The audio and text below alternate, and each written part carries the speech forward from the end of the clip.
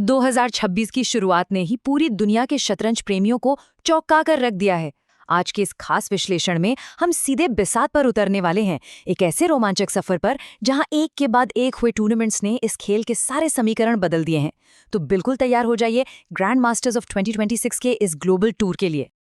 अब सबसे बड़ा और दिलचस्प सवाल जो इस साल की शुरुआत में ही खड़ा हो गया है वो ये है कि वैश्विक शतरंज की बिसात पर आखिर दबदबा किसका रहा। क्या हमारे पारंपरिक दिग्गजों ने अपना जलवा कायम रखा या फिर नई पीढ़ी के युवा खिलाड़ियों ने बाजी मार ली। इस पूरे ग्लोबल पावर डायनामिक्स को समझना बहुत जरूरी है। आइए इस टूर का मैप देखते हैं। शुरुआत होती है 7 जनवरी से एशिया के दिल भारत के कोलकाता शहर से। वहां से ये सफर तेजी से यूरोप का रुख करता है। 16 जनवरी को नीदरलैंड्स के ऐतिहासिक विज आन जी में और फिर 13 फरवरी को हमारा ये कारवा पहुंचेगा जर्मनी के वैंगल्स में, जहां मुकाबला अपने चरम पर होगा। ये सिर्फ जगह नहीं बदल रही हैं, शतरंज का पूरा अंदाज बदल रहा है। तो चलिए सीधे अपने पहले पड़ाव पर चलते हैं, कोलकाता का high speed showdown. Tata steel शतरंज इंडिया 2026 का ये इवेंट कोई आम टूर्नामेंट नहीं था। यहाँ बात हो रही है ब्लिट्स और रैपिड फॉर्मेट्स की। पलक छपकते ही चालें चली जा रही थीं और खिलाड़ियों की सोचने की स्पीड सच में देखने लायक थी। नतीजों पर नजर डालें तो एक जबरदस्त इंटरनेशनल मिक्स देखने को मिला। ओपन ब्लिट्स में यूएस के वेस्ली सो ने भारत के निहाल सरीन को पछाड़कर शानदार जीत दर्ज की। वहीं महिलाओं के ब्लिट्स में यूएस की करीसा यिप ने भारत की वंतिका अग्रवाल को मात दी। लेकिन जरा विमेंस रैपिड को देखिए, यहाँ रूस का पूरी तरह से दबदबा रहा। कैटरीना लैग्नो ने अपनी हमवतन एलेक्जेंड्रा गोरियाचकीना को हराकर खिताब जीता। क्या कमाल की टक्कर थी ये। पर सच कहूं तो कोलकाता इवेंट का जो सबसे बड़ा ड्रामा और सबसे यादगार पल था वो ओपन रैपिड डिवीजन में आया। जरा सोचिए, एक तरफ है भारत के उभरते हुए युवा स्टार निहाल सरीन और दूसरी तरफ है शतरंज के असली लीजेंड विश्वनाथन आनंद। ये दो पीढ़ियों का एक अद्भुत टकराव था और इस बेहद रोमांचक मुकाबले में निहाल सरीन ने बाजी मारकर ये साबित कर दिया कि शतरंज का भविष्य कितने मजबूत हाथों में है। भारत की उस जबरदस्त हाई स्पीड एनर्जी के बाद अब हम अपने दूसरे पड़ाव की तरफ बढ़ते हैं। यूरोप का हार्टलैंड, नीदरलैंड्स का विज आन जी। इस जगह की हवाओं में ही शतरंज घुला हुआ है और 2026 के मुकाबलों ने इस ऐतिहासिक जगह की विरासत में 4 चांद लगा दिए।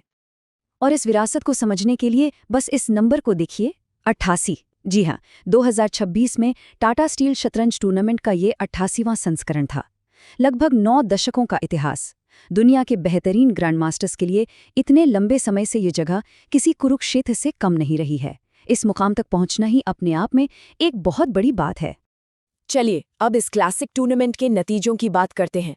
चैलेंजर्स डिवीजन में हमें दुनिया के अलग अलग कोनों से आए खिलाड़ियों का दम देखने को मिला। यूएसए के एंडी वुडवर्ड ने जीत का परचम लहराया और यूक्रेन के दिग्गज वासिल इवांचुक रनर अप रहे। मतलब युवा जोश और अनुभव का एकदम परफेक्ट बैलेंस। लेकिन असली कहानी तो मास्टर्स डिवीजन में बनी, और वो कहानी है एक देश के पूरी तरह से हावी हो जाने की। हम बात कर रहे हैं उज़्बेकिस्तान की। Winner Nodirbek Abdusattorov, runner up Javokhir Sindarov. इस लेवल के कंपटीशन में एक ही देश का पहले दोनों स्थानों पर कब्जा कर लेना कोई मामूली बात नहीं है। ये एक सीधा संकेत है कि उज़्बेकिस्तान ग्लोबल चेस में कितनी बड़ी पावर बन चुका है। अब समय आ गया है हमारे 2026 के इस शुरुआती टूर के आखिरी पड़ाव का। नीदरलैंड्स के उस क्लासिक माहौल से निकलकर अब हम सीधे जर्मनी के वैंगल्स में लैंड कर रहे हैं। और यहाँ सब कुछ बिल्कुल अलग था। एक ऐसा नया फॉर्मेट जिसने पूरे चेस कम्युनिटी में हलचल मचा दी।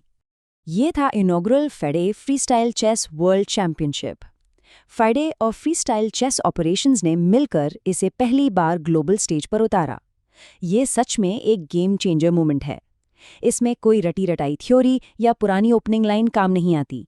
ये फॉर्मेट पूरी तरह से खिलाड़ियों की क्रिएटिविटी और तुरंत सोचने की क्षमता का टेस्ट लेता है।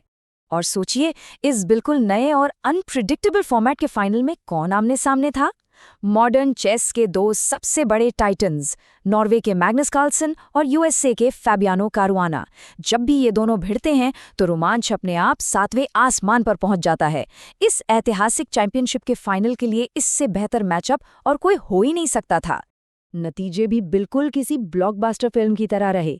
मैग्नस कार्लसन ने फैबियानो कारुआना को मात दी और बन गए पहले फ्रीस्टाइल वर्ल्ड चैंपियन। कार्लसन ने एक बार फिर दुनिया को बता दिया कि फॉर्मेट चाहे कितना भी क्लासिक हो या एकदम नया और अजीब, बिसात पर उनकी बादशाहत को चुनौती देना लगभग नामुमकिन है।